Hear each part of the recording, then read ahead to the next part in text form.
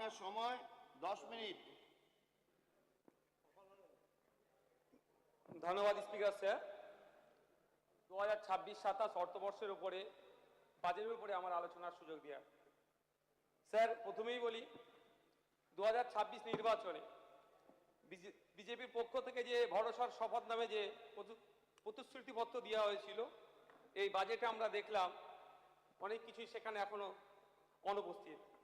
যেমন স্যার বলা হয়েছিল চাকরির ক্ষেত্রে ইশতেহারে লেখা ছিল অতীতে বিলুপ্তি করে যে সমস্ত স্থায়ী সরকারি পদ পুনরায় চালু করা হবে, কিন্তু বাজেটে অস্থায়ী কর্মীদের স্থায়ীকরণের কোনো উচ্চবাচ্য দেখতে পেলাম না। হ্যাঁ স্যার, কিছু ক্ষেত্রে তাদের সাম্মানিক বেড়েছে, কিন্তু আবারও অনেক অস্থায়ী চুক্তিভিত্তিক যারা কর্মী আছে তাদের বাড়েনি। যেমন পঞ্চায়েতের কম্পিউটার অপারেটর, এনএসকিএফ টিচার, উচ্চ মাধ্যমিক চুক্তিভিত্তিক টিচার, কমিউনিটি হেলথ অ্যাসিস্ট্যান্ট, স্যাট, এমএসকে এসএসকে টিচার সহ অনেক সেক্টরে যারা আছে তাদের বাড়েনি। স্যার 2021 সালে ভারতীয় জনতা পার্টি তাদের প্রতিশ্রুতিপত্রতে তৃতীয় লিঙ্গের জন্য অনেক শব্দ খরচ করেছিল, কিন্তু এই 2026-এ এই অর্থের বোঝা, ঋণের বোঝা নেওয়ার পরেও একটা বড় বাজেট পেশ করেছে, কিন্তু সমাজে যারা তৃতীয় লিঙ্গের মানুষ তাদের জন্য কোনো শব্দ দেখতে পেলাম না। আমি আশা করব পরবর্তী সংযোজনীতে মাননীয় অর্থমন্ত্রী মহাশয় এই সমাজে তৃতীয় লিঙ্গে যারা আছেন তাদের জন্য বিশেষ প্যাকেজ বা কাজের ব্যবস্থা করবেন। স্যার বাজেটে চাকরির কথা বলা হচ্ছে, যেখানে বাজেটে সরকারি চাকরির ক্ষেত্রে 1 লক্ষ চাকরির প্রদানের ব্যবস্থা করা হচ্ছে। সেখানে আমি একটি কথা বলবো যে যদি আমরা প্রাইমারি স্কুলে গড়ে 1 জন করে টিচার দিই, 49,000 টিচার লাগবে। শুধু প্রাইমারি নয়, আপার প্রাইমারি থেকে শুরু করে উচ্চশিক্ষা পর্যন্ত পশ্চিমবঙ্গের বিগত সরকার যেভাবে চাকরিতে নিয়োগ না করে শিক্ষা প্রতিষ্ঠানগুলোকে ধ্বংস করেছিল, সেখানে শুধুমাত্র ওই 1 লক্ষ টিচার দিয়ে 1 লক্ষ চাকরির ব্যবস্থা করে এই সরকারি প্রতিষ্ঠানগুলোকে সচল করা যায় না। স্যার 20,000 পুলিশে নিয়োগের কথা বলা হয়েছে। আমরা যদি একটা তথ্য দেখলে দেখা যাবে যে আমাদের ওয়েস্ট বেঙ্গলে ইউনাইটেড নেশন যে রেকমেন্ডেশন করেছে প্রতি 1 লক্ষ মানুষের জন্য 222টা পুলিশ, এবং আমাদের ভারত সরকারের bureau of police research and ডেভেলপমেন্টের যে অনুমোদিত পদ আছে 196 জন পুলিশের দেওয়ার কথা বলেছে, কিন্তু আমাদের ওয়েস্ট বেঙ্গলে মাত্র 101 জন পুলিশ। তাই 20,000 পুলিশ দিয়ে যে ব্যাপক শূন্য পদ আছে সেটা পূরণ করা যাবে না। প্রায় 2 লক্ষের অধিক অলরেডি শূন্য পদ আছে, সেটাকেও বৃদ্ধি করতে হবে। স্যার আমি পরিশেষে এই চাকরির ক্ষেত্রে আমি বলবো, যারা আমাদের পশ্চিমবাংলা সরকারের বিভিন্ন সেক্টরে অস্থায়ী চুক্তিভিত্তিক চাকরি করছে তাদের জন্য বিশেষ সংরক্ষণের ব্যবস্থা করা হোক, কারণ অন্তত 5% তাদের সংরক্ষণ করা হোক। স্যার দিয়ে নিয়ে যদি বলি, যেভাবে প্রতিশ্রুতি দেওয়া হয়েছিল সেই মতো হয়নি। আমি আশা করব সুপ্রিম কোর্টের যে গাইডলাইন বকেয়া সহ ডিএর বন্দোবস্ত করা হোক, তবে সেটা পয়লা অক্টোবর থেকে নয় স্যার, 1 জুলাই থেকেই সরকারি কর্মচারীদের ডিএর ব্যবস্থা করা হোক, সে আমি আশা করব। স্যার সংগ্রামী ভাতার কথা বলা হয়েছে, ওই নিয়ে আমি আর চর্চা করব না। অবশ্যই ভাতার থেকে বড় কথা স্যার, যারা মিথ্যা মামলা দিয়ে আমাদেরকে অন্যায়ভাবে জেল খাটিয়েছে, শ্লীলতাহানি থেকে শুরু করে বিভিন্নভাবে চুরির মামলা দিয়েছে, সেইগুলোকে খুঁজে বার করা হোক। তাদেরকে স্যার জেলে রাখলে আমরা আমাদের ভাতাটাই মনে করবো এটা শ্রেষ্ঠ।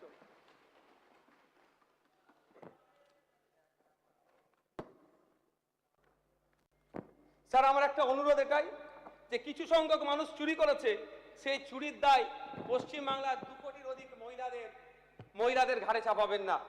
আমরা যেখানে তৃণমূল আছে আর দুর্নীতি হবে না, এটা আমরা কোনোদিনই ভাবতে পারি না। যেখানে তৃণমূল সেখানেই দুর্নীতি, আর যেখানে দুর্নীতি সেখানে তৃণমূলের উপস্থিতি আছে। কিন্তু তারা লক্ষ্মীর ভান্ডারে দুর্নীতি করেছে বলে এমন জটিল ফর্ম তৈরি করে বিশেষ করে গ্রামীণ আর নিরক্ষর মহিলাদেরকে ফর্ম ফিল আপের জটিলতার দিকে ফেলবেন না। আমি অনুরোধ করব মাননীয় অর্থমন্ত্রীর কাছে, বুথ স্তরে, পঞ্চায়েত স্তরে, ওয়ার্ড স্তরে সরকারি কর্মচারীদেরকে দিয়ে ভেরিফিকেশন করে দ্রুততার সাথে এই অন্নপূর্ণা ভান্ডারের তাদের যাতে প্রকল্পের মধ্যে আসে তার ব্যবস্থা করা হোক। হ্যাঁ, এই নির্দেশনা দিক সরকারের পক্ষ থেকে, যারা ভেরিফিকেশন করার দায়িত্ব নেবে তাদের এন্ড থেকে যদি কোনো গোলযোগ হয় তার রেসপন্সিবিলিটি তারা নেবে, তাহলে দেখলে দেখা যাবে একটাও ভুল ভেরিফিকেশন হবে না। যেখানে আপনার জিরো টলারেন্সের কথা বলছেন, দায়িত্ব তাদের হাতে তুলে দেন, তাদের কাছ থেকে দায়িত্ব আপনারা বুঝে নেবেন।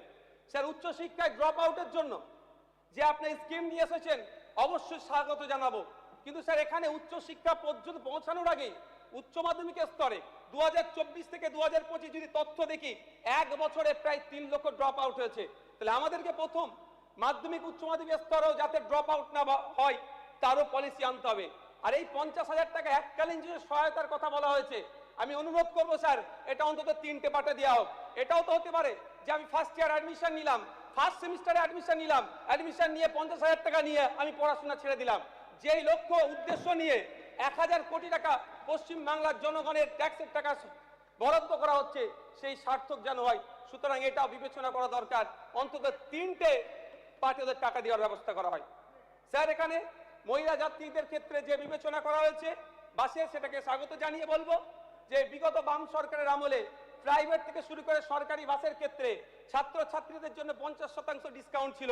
আমাদের পশ্চিমবাংলা যে নতুন সরকার এসেছে এই নীতিটাও নিয়ে আসা হোক, ছাত্রছাত্রীর জন্য 50% ছাড়ের ব্যবস্থা করা হোক। স্যার, উত্তরবঙ্গের স্যার চা বাগানের শ্রমিকদের জন্য টি ওয়ার্কার্স ডেভেলপমেন্ট বোর্ডের প্রতিষ্ঠা করার কথা বলা হয়েছে, অবশ্যই স্বাগত জানাই। তবে অর্নামেন্টাল চেয়ারম্যান না রাখা হয়, কারণ 2016 থেকে 2021 পশ্চিমবাংলা সরকারের উদ্যোগে ত্রিপাক্ষিক প্রায় 21 থেকে 22টা চুক্তি হয়েছিল, কিন্তু দুর্ভাগ্য চা বাগান শ্রমিকদের ন্যূনতম মজুরি তারা ঠিক করতে পারেনি। এক্ষেত্রে এটা না অর্নামেন্টাল হয়ে যায়। স্যার, আদিবাসী উন্নয়নের জন্য বিশেষ করে শিক্ষার দিকে যে ট্রাইবাল ইউনিভার্সিটির কথা বলা আছে, অবশ্যই এটাকে বিরোধিতার কোনো জায়গা নাই, কিন্তু একটা ইউনিভার্সিটি দিয়ে একটা গোটা সমাজকে শিক্ষা এগিয়ে নিয়ে যাবে আমি বিশ্বাস করি না।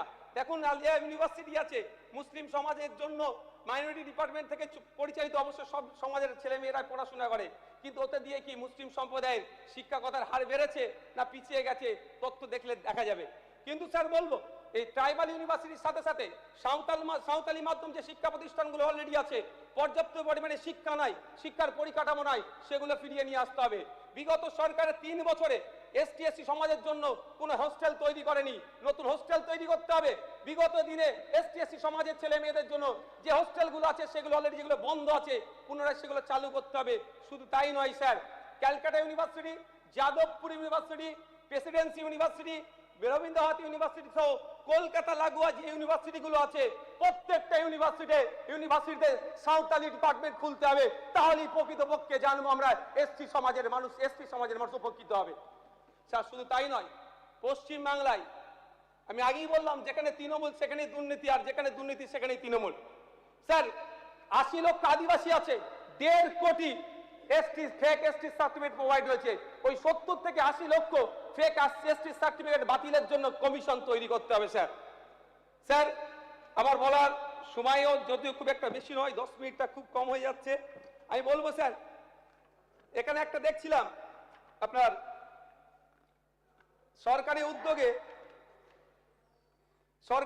স্যার একটা প্রজেক্ট নিয়ে এসেছে তীর্থযাত্রা ও ধর্মীয় পর্যটনকে সহজতর করতে গিয়ে করার জন্য একটা রুট ম্যাপ তৈরি করেছে। স্যার, আমাকে 2 মিনিট দিতে হবে স্যার, রিকোয়েস্ট করছি স্যার, 2 মিনিট। আজকে পারবো না, আজকে স্যার 2 মিনিট স্যার। তৃণমূলের বিচারিতা আমি স্যার একটু বলতে চাই এখানে মাইনরিটিদেরকে নিয়ে, স্যার মাইনরিটিদেরকে নিয়ে যে কিভাবে নামে স্যার শোষণ করেছে আমি স্যার বলবো।